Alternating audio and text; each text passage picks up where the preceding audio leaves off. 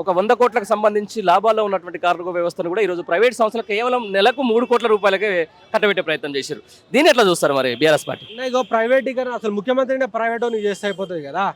ముఖ్యమంత్రినే private ఓనికి చేస్తే అయిపోతుంది కదా.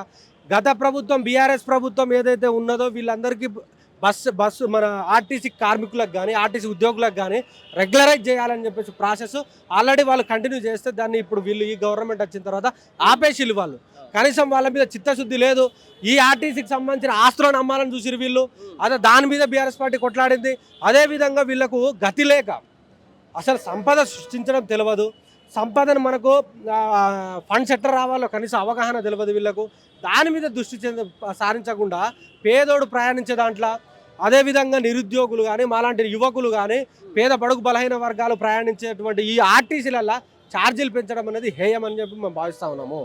100కు 200% ఇది చాలా దౌర్భాగ్యమైన నిర్ణయంగా మేము బీఆర్ఎస్ పార్టీ నుంచి కానీ ఉస్మానియా యూనివర్సిటీ విద్యార్థులుగా దీన్ని మేము పరిగణిస్తూ ఉన్నాం.